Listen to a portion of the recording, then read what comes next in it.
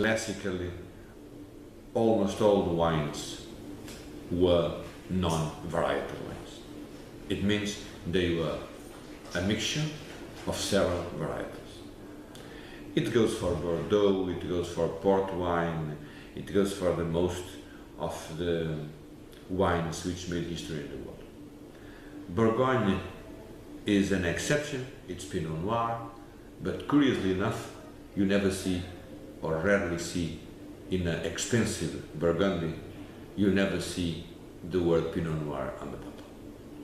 So the conception was, and it's funny in Portuguese, we have for single varietal wines, we have the word elementary wines. Vinho elementar, elementary wine. It was a wine made pedagogically for people to learn the first steps of the wine. We consider wine blends as a more sophisticated product than varietal wines. Varietal wines are easier, though, for the consumer to relate to.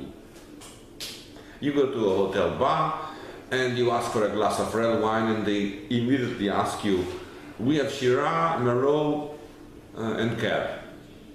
They don't even tell you where the wine comes from. This is already part of the fancy industrialization of the wine trade. It started with Australia. They have big plains where they planted thousands and thousands of acres of the same varietal in a very efficient monotony. And they, because they are Anglo-Saxon and marketing-minded, they have been able to transmit the world this message that wine should be varietals, single varietals.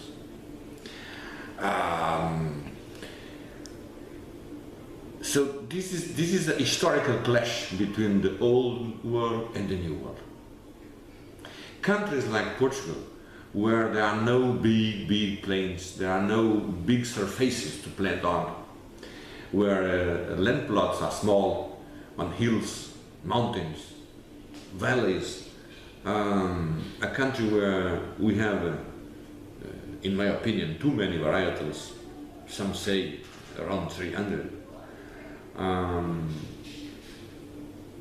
It would be, and it is, kind of nonsense to try to sell varietal wines. Why was this established in a country like this? Like a kind of social insurance, my friend. If you have 10 varietals in your vineyard and it comes bad weather, for God's sake, at least one of them is going to succeed. So it is a kind of historical insurance against bad weather. Then we sophisticated the art of blending.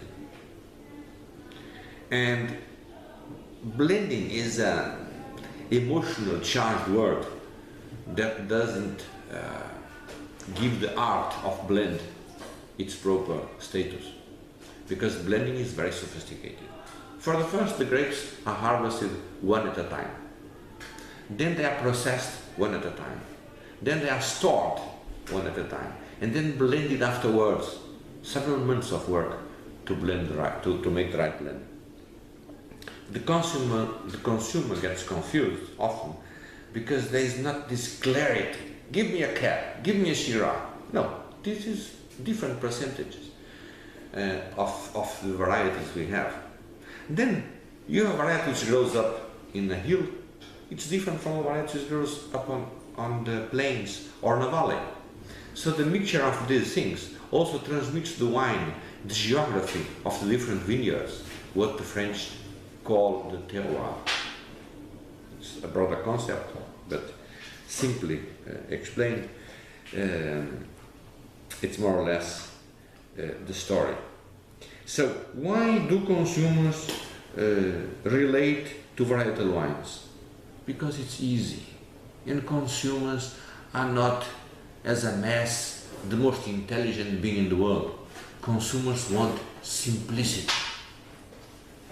And the consumers who want sophistication, they know how to get it. So, this is the short story about variety.